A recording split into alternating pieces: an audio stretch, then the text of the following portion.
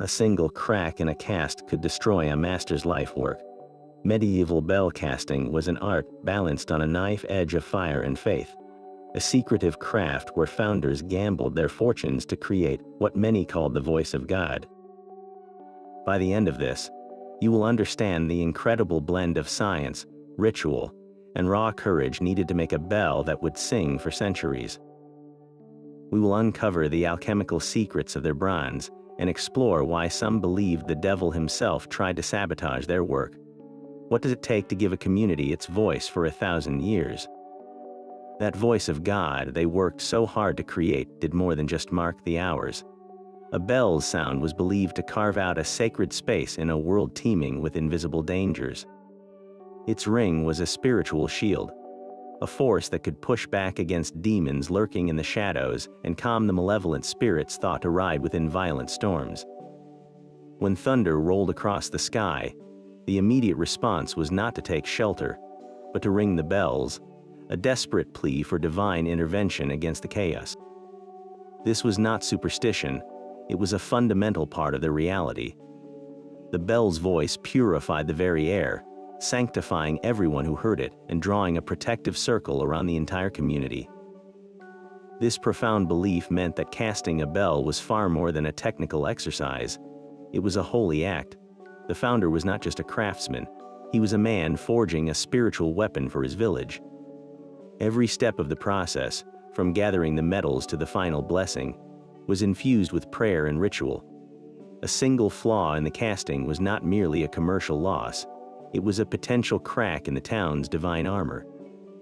The community's safety, both spiritual and physical, was thought to rest upon the purity of the bronze and the skill of the founder's hands. This immense responsibility must have weighed heavily on those who worked the furnace. This immense pressure forged more than just bronze, it created a closed society of artisans. The bell founders formed powerful guilds, brotherhoods bound not just by trade but by fire and sacred oaths. To enter one of these guilds was to be chosen for a life of extreme discipline and secrecy. A young boy, often just 12 or 13 years old, would begin a grueling apprenticeship that lasted for years. His first duties were not glorious. He would be hauling wood for the furnace, preparing the loam for the mold, and watching. For a long time, he was only allowed to watch, absorbing the unspoken rituals and the dangerous dance around the searing heat. The master would test his patience, his resilience, and his silence long before ever teaching him the mysteries of the alloy. This was a profession where a single misspoken word could unravel a family's entire legacy. The most closely guarded secrets were the recipes for the bronze itself. This was not a single formula, but a living tradition of alchemy. Every master founder had his own precise ratio of copper to tin, a balance that he believed produced the most beautiful and powerful voice for the bell. Some swore by a mix of 78 parts copper to 22 parts tin, while others might add a handful of another metal, a secret ingredient passed down from father to son. These recipes were never written down. They were memorized, recited like prayers, and taught only at the final stage of apprenticeship. The very life of the guild depended on this knowledge remaining within its walls.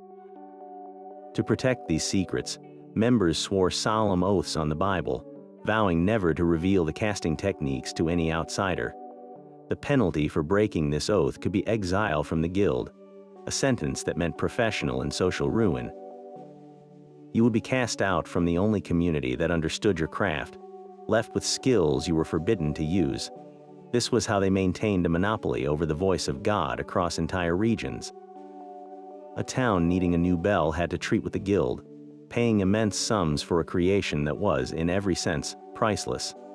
The founder did not just sell a product, he provided the spiritual security of a community, and his guild made sure that power remained firmly and exclusively in their hands. That secret recipe was the very soul of the bell. Getting the mix wrong was not just a mistake, it was a recipe for silence. A bell cast with too much copper would sound dull and dead, a heavy thud with no life or song. But if the founder added too much tin, the bell became brittle, prone to shattering during its first powerful ring. The perfect voice, that clear, resonant tone that could travel for miles, demanded an almost impossible balance. The magic number was often around 78 parts copper to 22 parts tin. This was not a random guess.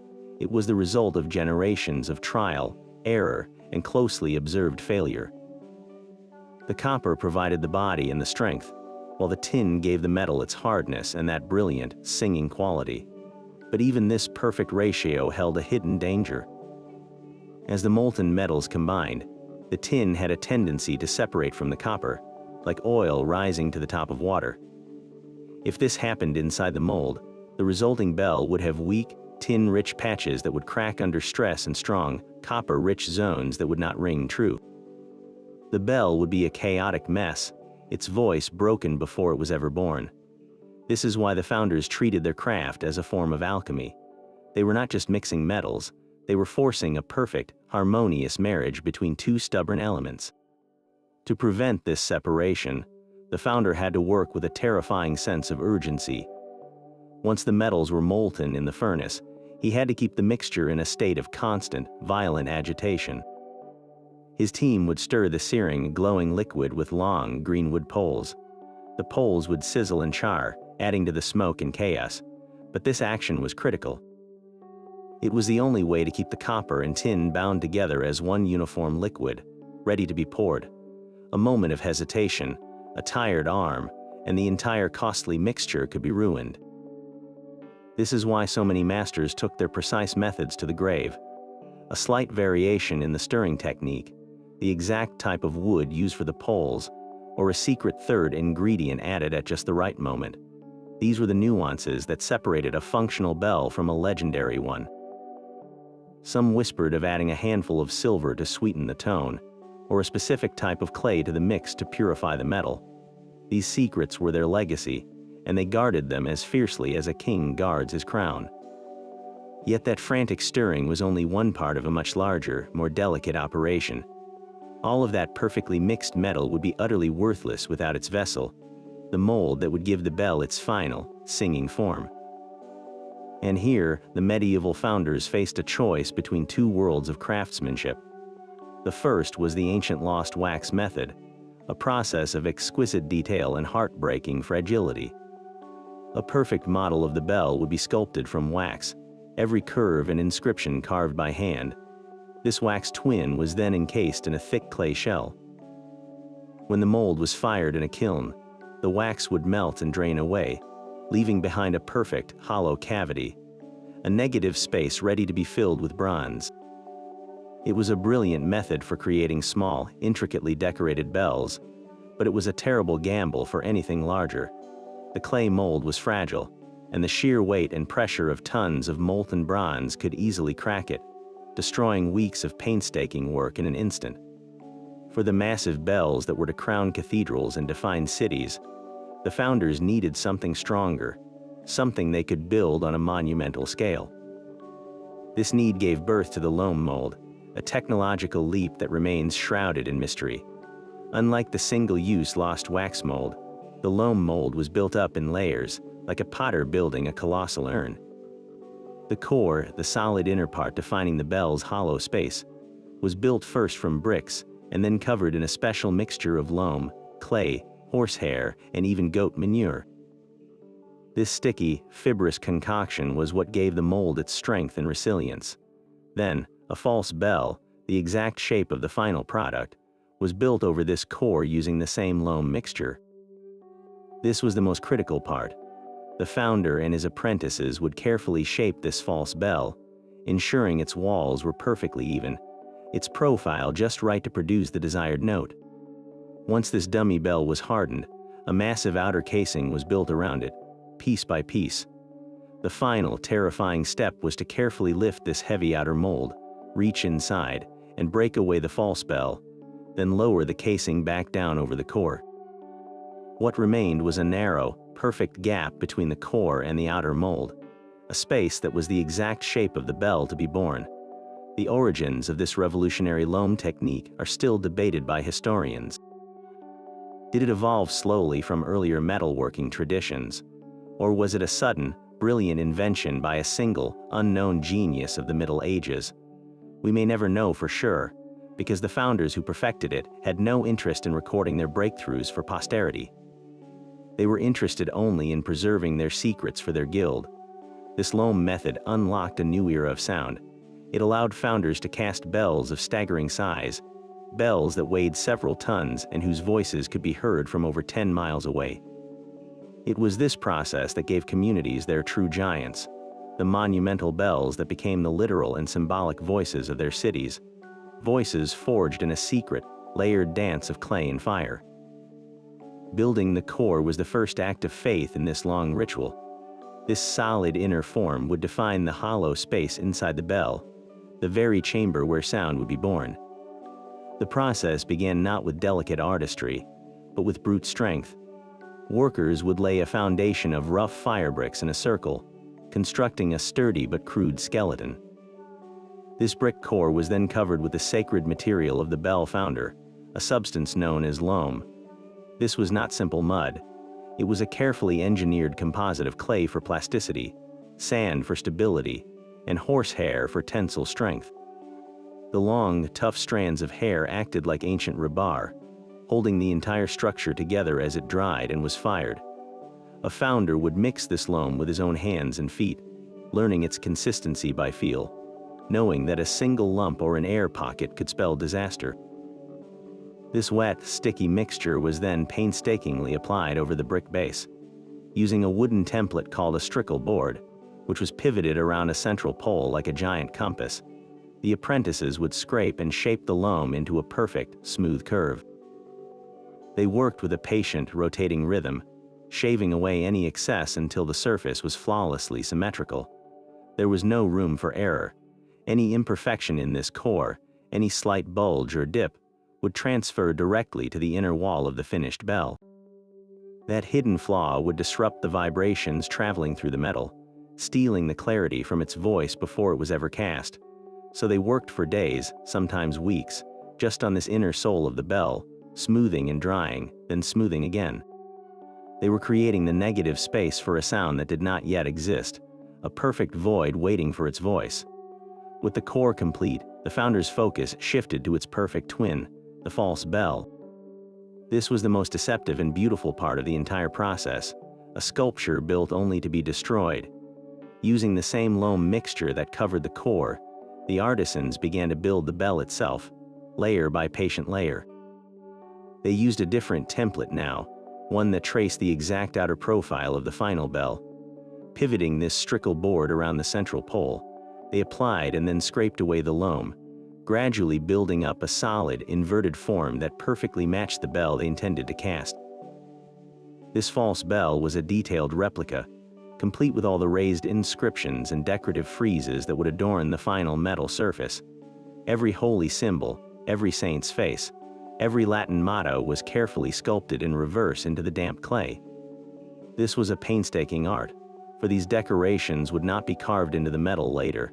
They would be cast directly into its skin. A single misplaced stroke here would become a permanent, garbled message on a sacred object meant to last 1,000 years.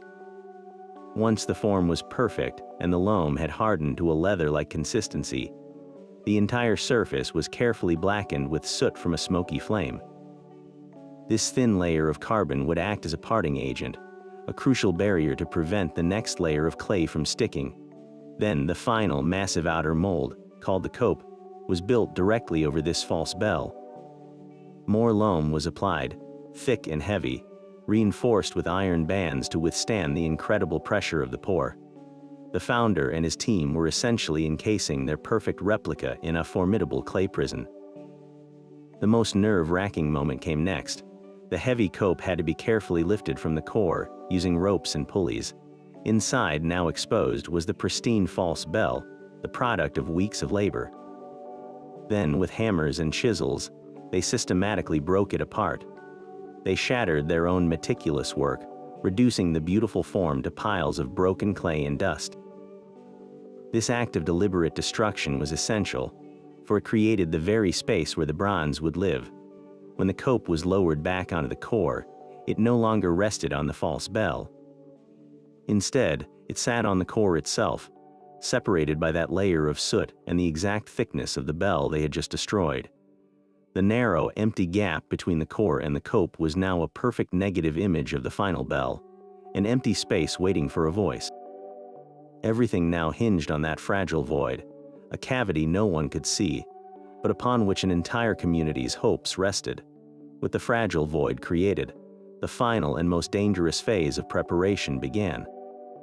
This was the moment the mold had to be transformed from dried clay into a vessel strong enough to survive a volcanic birth. The massive outer casing, the mantle, was not merely lowered back into place, it was sealed for war. Every seam where the cope met the core was meticulously luted, a process of smearing a wet, clay-based paste into every possible gap. This was the first line of defense against a runaway pour, where molten bronze, seeking any weakness, could burst out in a glowing, lethal fountain. Once sealed, the entire monumental structure, often weighing several tons itself, was slowly dried for days by banked fires lit around its base. Patience here was not a virtue, it was a necessity. Any residual moisture trapped inside the clay would turn to instant steam the moment the liquid metal touched it, exploding the mold with the force of a bomb and scattering tons of superheated bronze and shrapnel across the foundry. After the drying came the firing.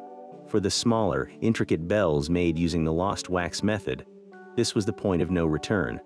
The kiln fires would be stoked, and the wax model inside would melt away, flowing out through specially designed channels, leaving its perfect, hollow ghost behind in the clay. But for the giant loam molds, the firing served a different, equally vital purpose. The intense heat baked the clay to a brick-like hardness, burning out any remaining organic materials like the horsehair and manure, and driving off the last traces of water. It transformed the mold from a fragile sculpture into a monolithic crucible. On the eve of the pour, the founder would make his final, ritualistic checks. He would circle the mold, his hand hovering just above the warm clay, feeling for any cool spots that might betray a hidden crack or a damp patch. He would tap the surface lightly with a hammer, listening for the telltale ring of a solid, well-fired structure versus the dull thud of a flaw. Some founders were said to press their ear directly against the mold, as if listening for the silence it was meant to hold. This was not just a technical inspection, it was a sacrament. He was confirming that the vessel was spiritually ready to receive its voice. The fate of the community, his fortune, and his legacy were now bound within the strength of those fired clay walls, waiting for the fire to be unleashed. The day of the pour transformed the foundry into a sacred theater. The entire village would gather, from the bishop in his finest robes to the youngest child held on a father's shoulders. This was not a private technical procedure, it was a public drama where faith and fire collided. The air itself seemed to crackle with a mixture of fear and hope. A special mass would be held, with prayers offered not just for the bell's success, but for the souls of the men risking their lives. The founder, dressed in a heavy leather apron, was the central figure in this ritual. He moved through the crowd with a quiet intensity, his face illuminated by the hellish glow emanating from the furnace pit. His reputation, his fortune, and the spiritual safety of the community all balanced on the edge of a single clay channel. The tension was a physical presence, thick enough to taste in the smoke-filled air. Then came the moment of truth. At the founder's signal, his team would tap the furnace. A plug of clay was struck away, and a brilliant white-hot ribbon of liquid bronze began to flow. It did not simply pour, it slithered like a river of captured sunlight, snaking along a carefully prepared channel of baked clay that led directly into the mouth of the waiting mold. The crowd would gasp, some falling to their knees in prayer as the unearthly radiance painted their faces. The heat was so intense it felt like standing at the gates of heaven and hell simultaneously. The founder's eyes never left that glowing stream. He was watching for any sign of trouble, a sudden bubble, a hesitation in the flow, anything that might suggest a flaw in the mold or a blockage in the channel. A single misstep now, a crack in the clay, and the entire costly pour could bleed out into the earth in a catastrophic and deadly flood. For long, agonizing minutes, the metal continued its relentless journey, filling the hidden void deep within the mold. The only sounds were the roar of the furnace, the hiss of the molten metal, and the whispered prayers of 1,000 souls. When the final trickle ceased and the channel was plugged, An exhausted silence fell over the crowd. The metal was now imprisoned within the earth, but the true test was only just beginning. No one yet knew if the casting was a triumph or a tragedy. They had given the bell its body, but would it ever find its voice? That river of liquid sunlight now sealed inside the clay womb was not left alone. For days, the mold sat like a sleeping giant, radiating a deep, primal heat as the metal within slowly surrendered its fire and solidified. But this cooling period was not a passive wait. It was a time charged with intense spiritual vigilance. The founder and the community believed that invisible forces were still at work, and that the bell's soul was being forged in those quiet, hot hours. To leave it unprotected was to invite disaster. This is where ancient rituals and deeply held superstitions took over, a final layer of spiritual armor around the physical cast. The most widespread of these rituals was the sacrificial offering. Just before the pour, it was common for the local bishop or a noble patron to step forward and throw silver coins into the molten bronze. This was not a donation to the founder.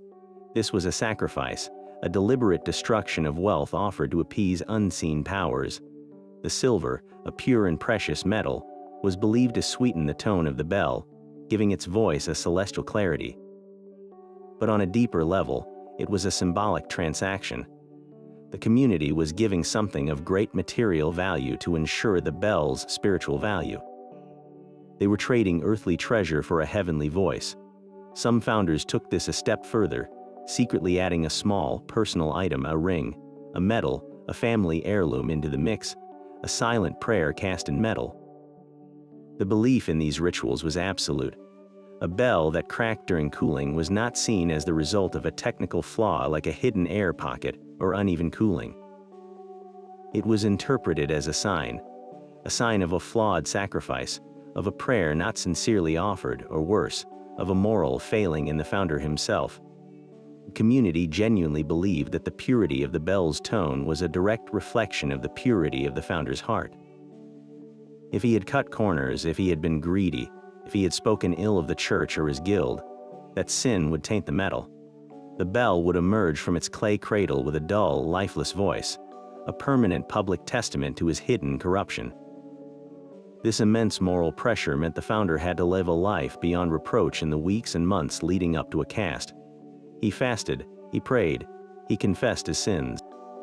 He was not just preparing a mold, he was preparing his own soul for a sacred responsibility. The entire process, from the first brick of the core to the final cool chime, was a continuous sacrament. Every step was a prayer made physical, a desperate, beautiful attempt to build a bridge between the flawed world of men and the perfect harmony of the divine. The silence after the pour was a heavy, tangible thing. For 3 days, sometimes 4, the massive clay mound sat in the center of the foundry, radiating a deep, baking heat. This was the great cooling, a test of patience that could shatter a founder's nerve as easily as the bronze inside. The metal was now solidifying from the outside in, a slow and treacherous process where physics conspired against the artisan. As the outer layers of the bell contracted and hardened, they pulled against the still molten, liquid core. This created immense internal stresses, a silent war waged within the clay womb. A single flaw in the alloy, an unseen impurity or a tiny pocket of air, could concentrate this stress into a fracture line. The founder would spend these days in a state of high alert, his ear constantly tuned to the mold. He was listening for the sound every founder dreaded, a sharp, high-pitched ping like a stone hitting glass. That sound meant the bell was cracking itself apart from the inside, a death knell for his work before it was even born. He could do nothing but wait and pray, circling the warm clay like a worried parent, his entire fortune and reputation held hostage by the slow, inexorable laws of cooling metal. The community shared this vigil, their own hopes for a divine voice held in suspense. The air itself seemed to hold its breath, waiting to see if the fire had given them a masterpiece or a monument to failure. That long wait finally ended on the day of the breaking. The founder would approach the now cooled mold, a heavy hammer in his hand, his heart pounding a rhythm of pure dread. The entire community stood watching, their collective breath held. The first strike against the clay casing was not just a physical act, it was the unveiling of a verdict. The outer cope shattered easily, falling away in great, hard chunks. Then came the more delicate work, chipping away the inner core to expose the bell's lower rim. A cloud of dust and the smell of baked earth filled the air. The founder and his apprentices worked with frantic care, their eyes straining for the first glimpse of metal. The moment the rim was exposed, the truth was revealed. A clean, golden bronze edge meant they had succeeded. A collective cheer would erupt from the crowd, a wave of relief and joy so powerful it could bring a grown man to tears. The founder's reputation was saved, his fortune secured, his legacy cast in metal for the ages. But if their tools revealed a jagged crack, a frozen river of failure running through the bronze, the silence that fell was deafening. It was a sound more terrible than any explosion. The founder would simply stare, his world collapsing into that single fatal flaw. All the weeks of labor, the cost of the precious metals, the prayers and the rituals, had vanished into a broken, silent hulk. A failed cast could bankrupt a master, forcing him and his family into debt or exile. His name would be forever associated with that one public, costly failure. For the community, it was more than a financial loss. It was an omen. A cracked bell was a voice that would never sing, a spiritual shield that was broken before it could be raised. The despair was profound, a tangible grief that settled over the entire town. They had gambled their collective hope on fire and skill, and they had lost. In that single moment of breaking the mold, a man's life work was either gloriously born or tragically undone.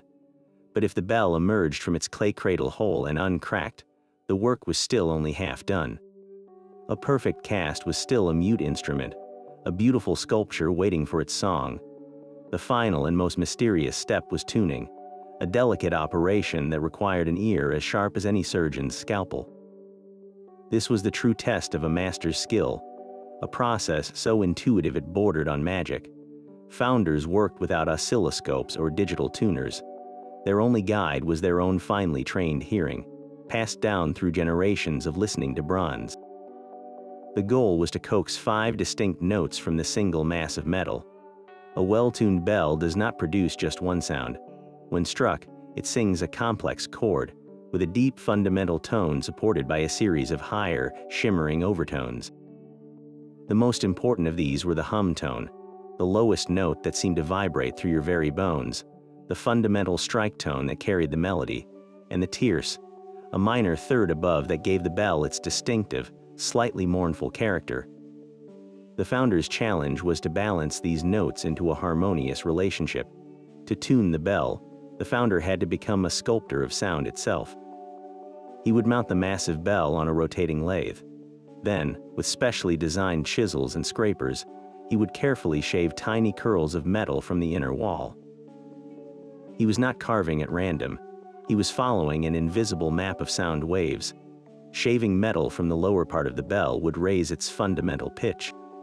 Removing metal from higher up the inner wall would adjust the delicate balance of the overtones. It was a painstaking, nerve-wracking process. Each scrape of the tool altered the bell's entire sonic personality. A fraction of a millimeter too deep, and the note could shift too far, ruining the harmonic balance forever.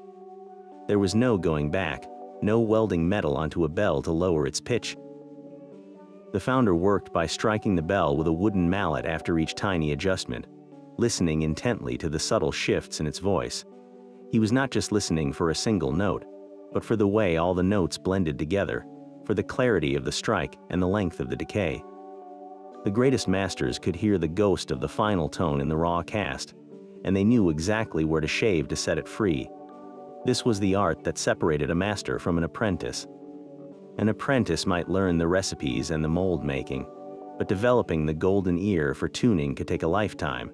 It was a skill built on intuition, patience, and a profound, almost spiritual, connection to the voice hidden within the bronze.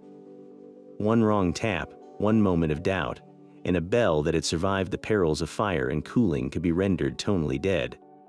Its song forever trapped inside unyielding metal. These final, silent messages were often the most permanent part of the entire creation.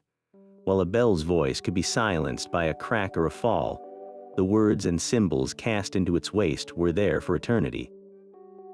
These inscriptions were not mere decoration, they were a direct line to the people who made it and the world they feared. The most common were Latin prayers, solemn invocations like Ora pro nobis, meaning pray for us, or Sanct Michael, defend nos in prolio, a plea to Saint Michael to defend them in battle. These were not just pretty phrases, they were spiritual armor, written in the language of the church to sanctify the bell's voice from its very skin. But then you find the more personal human touches. A founder would often cast his own name into the bronze, a proud, permanent signature on a work that might outlast his entire bloodline. Petrus me fecit, Peter made me, is a simple, powerful statement of identity that echoes across 800 years.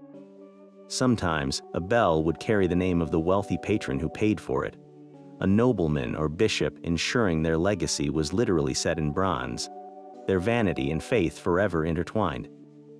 These names transform a bell from a sacred object into a historical document, a census record written in metal. But the most fascinating inscriptions are the cryptic ones, the messages that defy easy explanation. Some bells bear strange, swirling symbols that predate Christianity, ancient sun wheels or protective sigils that speak of a folk memory far older than the church. Others carry blunt, chilling curses aimed at any who would dare steal or damage them. A thief might be threatened with eternal damnation, or a more creative, worldly punishment. One famous bell in Germany bears an inscription that promises any thief will be haunted by misfortune until the metal of the bell itself rusts away. A clever and impossible condition since bronze does not rust. This was a powerful psychological deterrent in a deeply superstitious age. Why would a holy object need to threaten with a curse? Because the bell was the most valuable and vulnerable asset a community owned. It sat high in a tower, accessible by a simple rope, an irresistible temptation in a world of poverty. The curse was a necessary layer of protection, a final spiritual lock on a priceless treasure. These inscriptions, from the pious to the profane, create a complex portrait of the medieval mind. They show a society suspended between the divine and the earthly, using the same enduring metal to beg for salvation from God and threaten vengeance against man. The bell's voice was temporal, but the words cast upon it were its immortal soul, a direct whisper from the past waiting to be read long after the last ring had faded from the air. The most heartbreaking sound for a founder was not a crack, but the roar of a runaway pour. For every bell that sang for centuries, countless others died in a spectacular, public failure, and none were more famous or costly than the legendary giants that never were. The story of Moscow's Tsar Kolokol, the Tsar Bell, is a saga of repeated catastrophe on a monumental scale. The first attempt, ordered by Boris Godunov in the late 16th century, was a colossal undertaking. Its metal was gathered from hundreds of smaller bells, a symbolic fusion of Russia's voices into one supreme instrument. But during the cooling process, a terrible crack tore through its side. The official report blamed a flaw in the furnace, but the people whispered a different story. They said the bell had been cursed, that the metals, taken from holy bells across the land, had refused to unite under a ruler whose ascent to the throne was shadowed by the mysterious death of the true heir. The failure was seen not as a technical error, but as a sign of God's displeasure with the Tsar himself. The broken bell was left in the foundry yard for decades, a stark, silent monument to ambition and divine judgment. Decades later, a new Tsar decided to try again, to recast the giant using the metal from the first failed bell. The project was even more ambitious, aiming for a weight of over 200 tons. The founder, a man named Motorin, constructed a foundry right in the Kremlin's courtyard, building furnaces around the massive clay mold. When the day of the pour arrived in 1735, the entire city watched. The metal flowed, a river of fire, but then disaster struck. A wooden beam supporting the mold caught fire from the intense radiant heat. In a panic, workers threw water onto the flames. The sudden, extreme temperature change caused the mold to crack. and tons of molten bronze poured out onto the wooden scaffolding and the stone floor below. The resulting fire spread through the Kremlin, and when the chaos subsided, the great bell lay hidden beneath a mountain of debris, a colossal, half-formed wreck. When it was finally excavated years later, an 11-ton fragment had broken off completely. The people did not blame the burning timber or the panicked workers. They said the devil himself had kicked the bell, shattering it in a fit of rage against its holy purpose. This was the only explanation that made sense to them. How else could such a carefully planned endeavor end in such total ruin? These legendary failures show us that in the medieval and early modern mind, there was no such thing as a simple accident. A casting failure of this magnitude was a cosmic event, a message from a higher power. It was a public verdict on the moral state of the ruler, the purity of the founder, or the spiritual health of the entire nation. The silence of a failed bell was louder and more terrifying than any ring could ever be. That same devil who haunted failed castings found his match in a single German city. While many founders worked in obscurity, one name became synonymous with perfection for over 500 years. The Nuremberg Bell Foundry was not just a workshop, it was the beating heart of the craft, an institution where innovation and tradition fused to create some of the most celebrated bells in history. Its endurance was no accident. Nuremberg's unique position as a free imperial city, rich from trade and packed with skilled metal workers, created the perfect environment for a foundry to thrive. Here, the secretive art of bell making evolved into a standardized science, yet never lost its soul. The masters of Nuremberg did not simply follow the old ways, they perfected them, developing casting techniques so reliable that their bells were shipped across Europe, each one a guaranteed masterpiece of sound and durability. Their success rested on three pillars: an unbroken lineage of master founders, a culture of meticulous record-keeping, and a revolutionary approach to the loam mold that turned a risky art into a repeatable triumph. The foundry's legacy was built by a dynasty of masters whose names were whispered with reverence. The most famous of these was Meister Hermann, who in the 14th century established many of the precise methods that would define the Nuremberg sound for centuries. Unlike the solitary founders who guarded their secrets to the grave, the masters of Nuremberg began to document their work.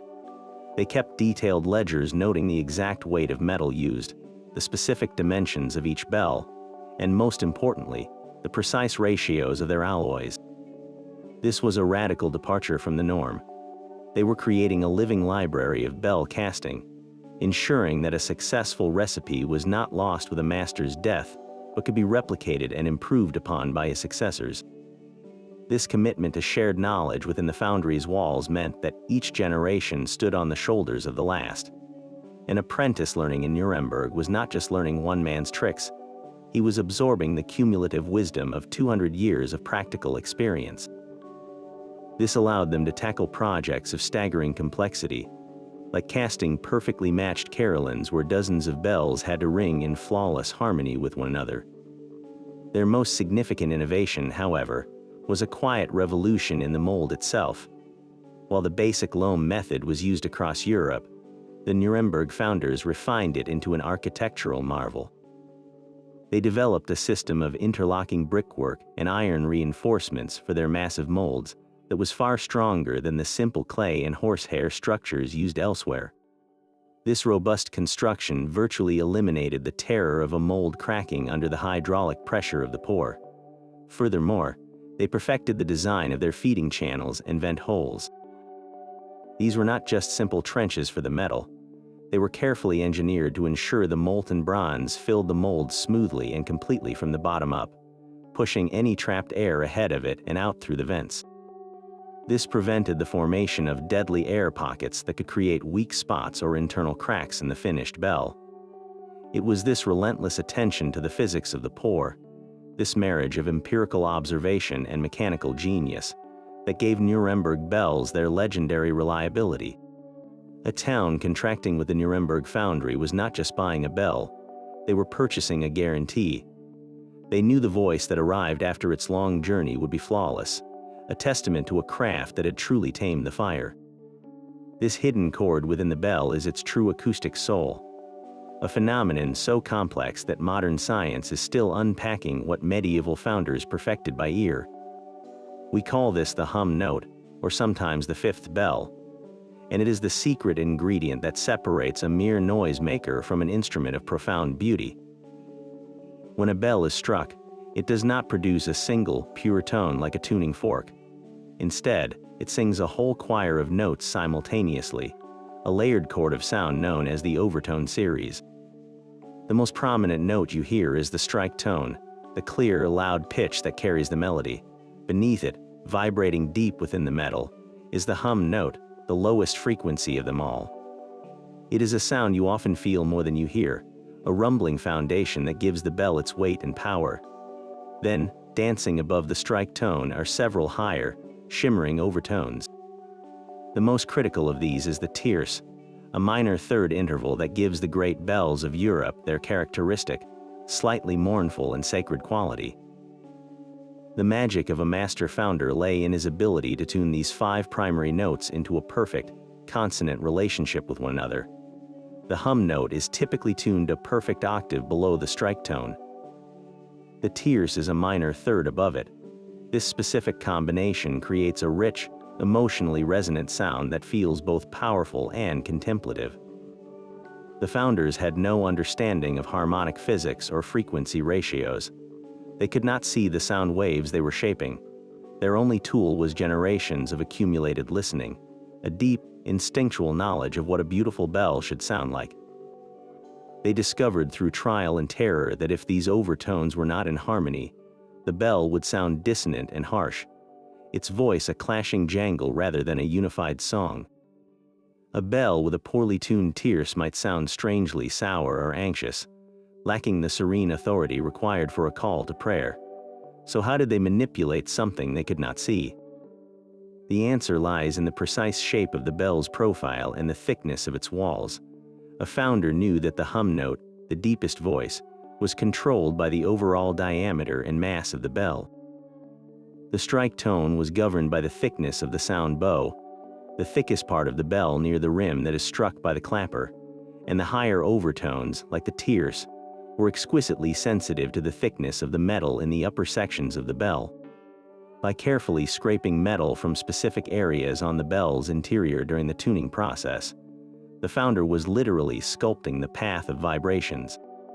Removing a tiny amount of metal from the sound bow would raise the strike tone. Shaving a different, higher section would adjust the tierce.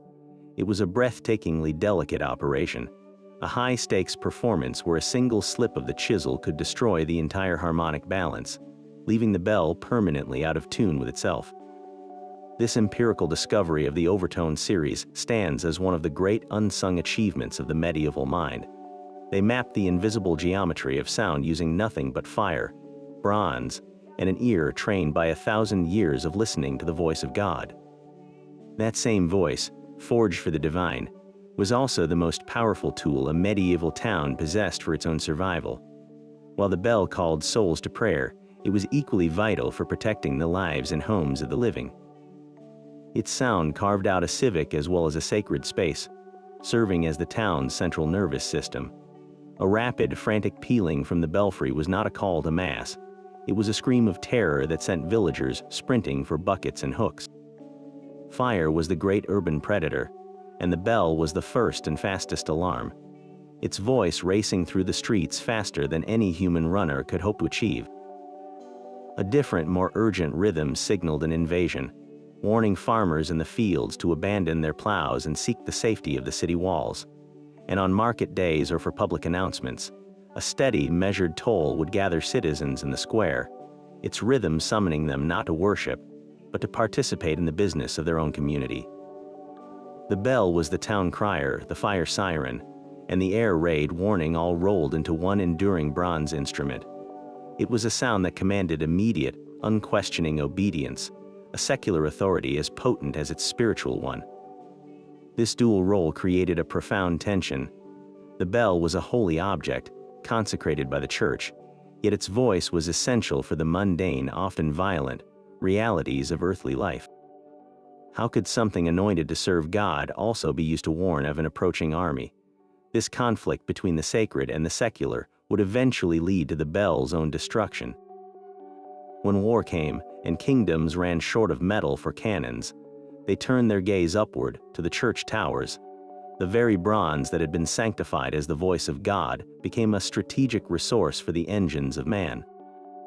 The melting down of bells for cannon was one of the most controversial and emotionally devastating acts of any conflict. For a community, it was not just a loss of property, it was a profound spiritual amputation.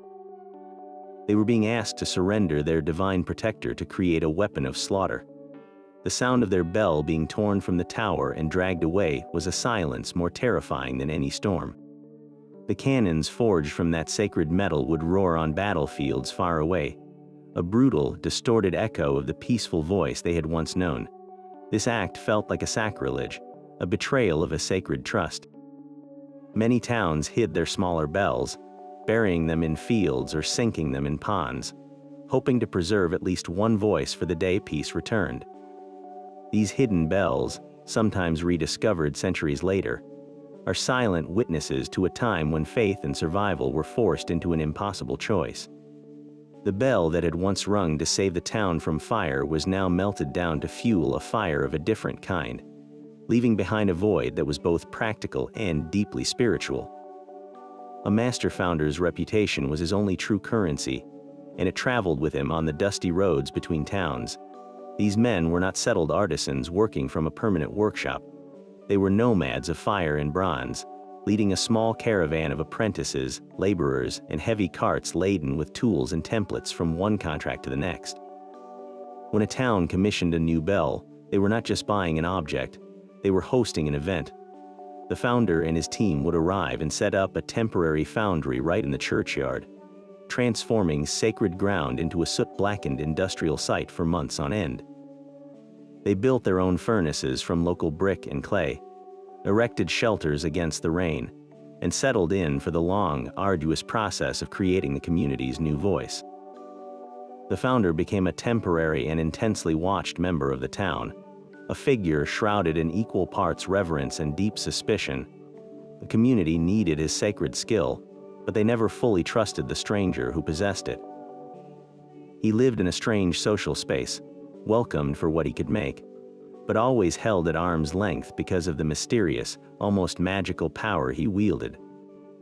He knew secrets that could summon the voice of God, but he was also an outsider who consumed local resources, whose team disrupted the quiet life of the town, and whose ultimate success or failure carried the weight of their collective destiny. This tension shaped his entire existence. He had to be a diplomat as much as a craftsman, soothing the worries of town elders, attending mass to show his piety, and carefully managing his team to prevent any drunken brawls or scandals that could see them all run out of town before the poor. His life was a precarious balancing act, performing the role of the humble, pious artisan while guarding the fierce, secret pride of a master whose skill could literally shape the heavens. He ate with the locals, heard their gossip, and felt their anxious eyes upon him every day.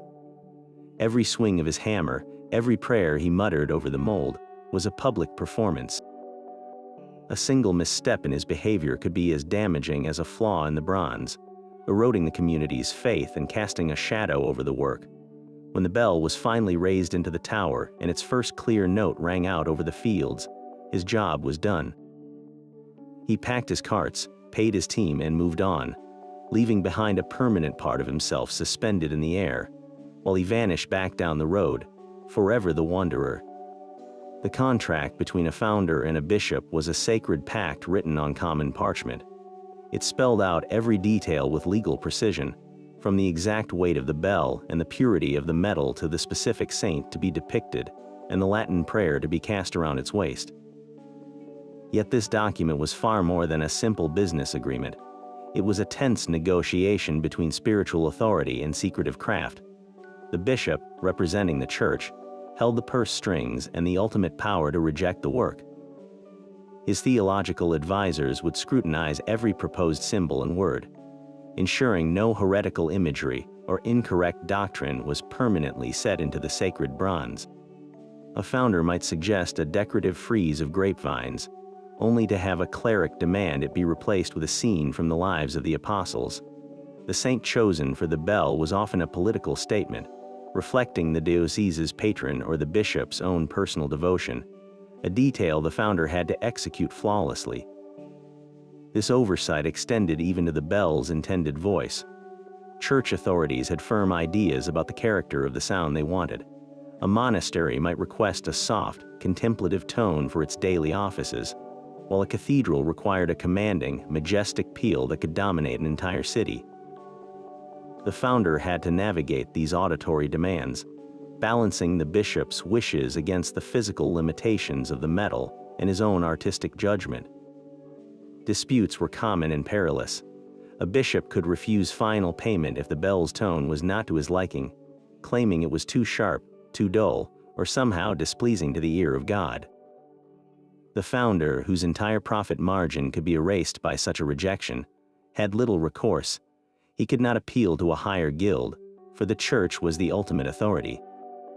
These conflicts reveal a world where art, faith, and commerce were inextricably linked, each dependent on the other, yet often locked in a silent struggle for control over the voice of the divine. Even the most sacred rituals could not keep every dark whisper at bay. In the smoky, uncertain world of the foundry, the line between divine blessing and demonic interference was terrifyingly thin. A common and deeply held belief was that the devil himself saw a new bell as a direct threat to his influence, and he would do anything in his power to sabotage the cast. Founders spoke in hushed tones of a malevolent presence lurking just outside the circle of firelight, waiting for a moment of weakness, a sudden, inexplicable draft that chilled the molten metal, a tool that vanished only to reappear in the wrong place, a perfectly dried mold that developed a hairline crack for no reason. All these were seen as the work of the evil one. His goal was to introduce a flaw, a hidden fracture that would either silence the bell forever or, even worse, twist its holy voice into something dissonant and unholy. This was not just a story to frighten apprentices. It was a genuine explanation for the inexplicable failures that could ruin a master. When a pour went catastrophically wrong despite every precaution, the community had a ready answer. The devil had kicked the mold. He had breathed on the metal. He had guided the founder's hand at a critical moment. This folklore provided a necessary scapegoat for a craft governed by forces no one fully understood, a way to make sense of a tragedy that felt like a spiritual attack. But the bells were also thought to possess a life of their own, a prophetic spirit that served the community even without a human hand. There are countless tales of bells that rang on their own in the dead of night, their unsolicited peals a dire warning of an approaching plague, a great fire, or the death of a king. A bell might suddenly chime as a beloved local priest lay on his deathbed miles away, as if mourning is passing. These stories reinforced the idea that the bell was not an inanimate object, but a living, breathing member of the community, connected to its fate by an invisible thread. It had its own voice and its own will, and it would use them to protect its people. The most haunting folklore, however, concerns what gave the bell its voice in the first place.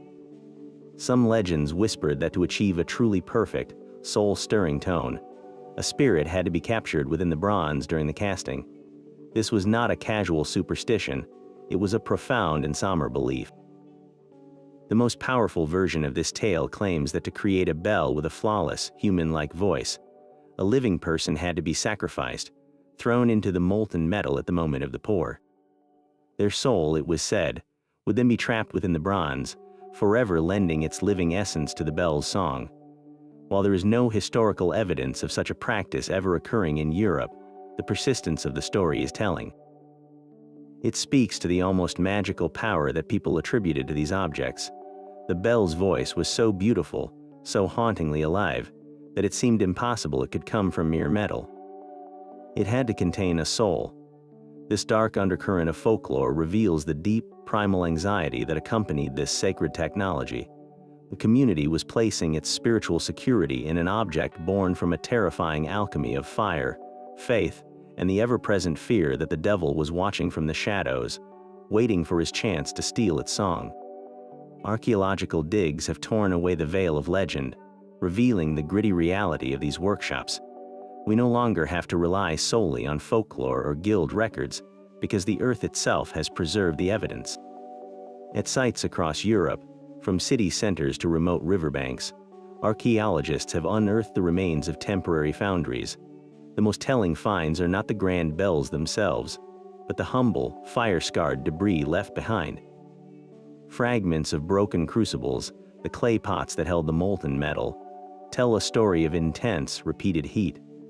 Their vitrified surfaces, glazed from the inside out by the fury of the furnace, show just how close these founders worked to the point of catastrophic failure. Then there is the slag, the stony waste product skimmed from the top of the molten bronze. To the untrained eye, it is just a lump of rock, but to a materials scientist, it is a historical document. Analyzing its chemical composition can reveal the exact recipe of copper and tin used at that site, confirming the secret ratios that the guilds fought so hard to protect. These chemical fingerprints sometimes reveal surprising local variations, proving that while the general principles were known, every master still had his own personal alchemy. Perhaps the most dramatic discoveries are the mold pits themselves. These are not just patches of discolored earth, they are colossal negative impressions in the ground. Excavations have revealed massive, bell-shaped cavities dug deep into the soil, lined with baked clay and surrounded by a constellation of post holes.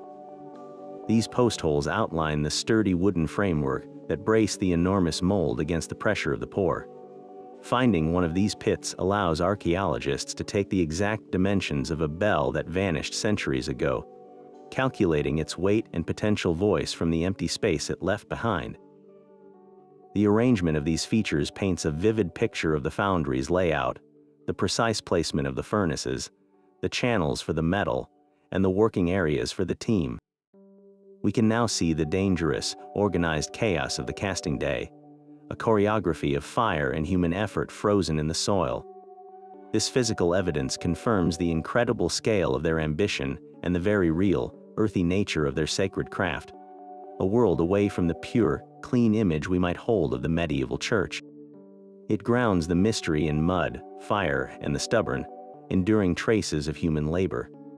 These ancient voices are not all lost to history. A few extraordinary bells have survived the chaos of centuries, their bronze bodies still humming with the same notes they sounded when knights rode to crusade. One of the oldest is the Lullusglock, hanging in the Bad Hersfeld Abbey in Germany. Cast around the year 1000, it is a stark, simple bell, lacking the elaborate decoration of its later cousins. Its voice is equally ancient, a deep, primal sound that feels less like a song and more like a rumble from the earth itself. The bell is named for Saint Lullus, a key figure who brought Christianity to the region, and its very existence was a statement of faith in a land only recently converted. It survived the Reformation, numerous wars, and the slow erosion of time, not through any special protection, but through sheer, stubborn endurance. Its survival makes it more than an artifact. It is a direct acoustic link to the world of its founders, a world where the ring of a bell could push back the wilderness, both physical and spiritual. Then there is the Gloriosa in Erfurt Cathedral, a later masterwork from 1497. This bell is the opposite of the Lullusglock, a magnificent product of the guilds at the peak of their power. It is massive, weighing over 11 tons, and its casting was so perfect that its voice is considered one of the most beautiful in all of Europe. When it rings, you do not just hear a single note, but a complex chord of profound depth and clarity, a sound that can fill a vast cathedral and still feel intimate. Its inscription is a proud testament to its creators, listing the master founders and the year of its birth, a permanent signature on a timeless masterpiece. But perhaps the most moving story belongs to the Sopfenglock from Magdeburg. Cast in the 12th century, this bell witnessed the unimaginable horror of the sack of Magdeburg during the 30 Years' War, a massacre that wiped out most of the city's population. While thousands perished and the city burned, the Sopfenglock survived, suspended in its tower amidst the ruins. For the shattered community that eventually returned, its familiar voice ringing out over the ashes was not just a call to prayer. It was a sound of resilience, a promise that life and memory could continue even after the worst darkness. Each of these bells carries a dual history, the story of its creation and the silent story of everything it has witnessed. They are not mute metal, but living repositories of human joy, grief, and faith. To stand beneath one as it rings is to hear an echo not just of a foundry's fire, but of 1,000 years of whispered prayers and the enduring hope that a voice cast in bronze can, against all odds, truly outlast time itself. A founder's mark was far more than a signature. It was a permanent guarantee of quality cast in bronze. Hidden among the holy inscriptions and decorative friezes, these small symbols or names allowed a master to stamp his identity onto a work that might outlive his entire lineage. For centuries, these marks were the only way to trace the journey of these nomadic artisans across the map of Europe. Petrus me fecit, Peter made me, is a simple, powerful statement found on bells from the Rhineland to the Baltic coast.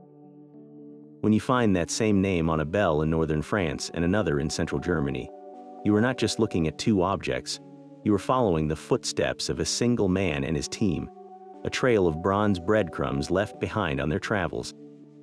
These signatures solve profound historical mysteries. Consider a beautiful, unsigned bell discovered in a small village chapel. For years, its origins were a complete enigma, an orphaned voice with no history.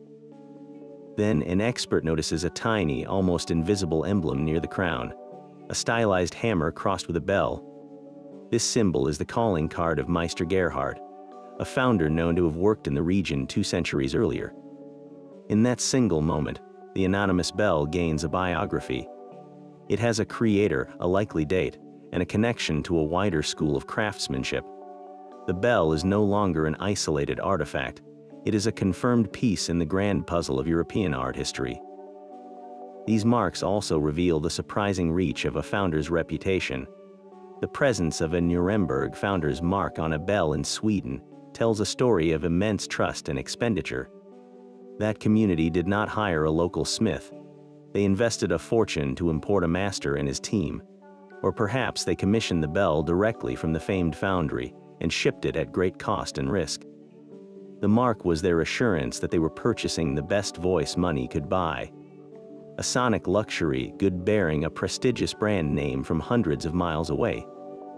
By cataloging these marks, historians can now reconstruct the entire career of a single founder, watching as his style evolves from his early, tentative works to the confident masterpieces of his later years. They can see which assistants traveled with him, as their own distinct handiwork appears alongside his on different projects.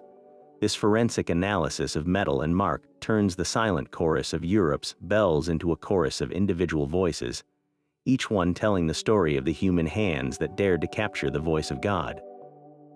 That final stroke of the tuning hammer was more than the end of a craft. It was the closing of a sacred circle. For a fleeting few centuries, this incredible fusion of art, science, and raw faith flourished, a testament to the human spirit's drive to reach for the divine. The founders are long gone, their secretive guilds dissolved into history, but they left behind a legacy that still speaks from 1,000 church towers. These bronze giants are more than historical artifacts. They are the solidified breath of an entire age. They hold within their curved walls the hopes of communities, the prayers of the faithful, and the sheer, audacious courage of the artisans who risked everything to give their world a voice. That voice was not merely a sound. It was a shield against the dark, a marker of time, and a call to gather in both celebration and terror. The next time you stand in the shadow of an old cathedral or hear the distant peal of a bell carried on the wind, stop for a moment and truly listen. You are not just hearing a note. You are hearing an echo from a world where fire and faith were forged into a single, enduring song, a mystery cast in bronze that still resonates with a power we can feel, even if we can never fully recapture its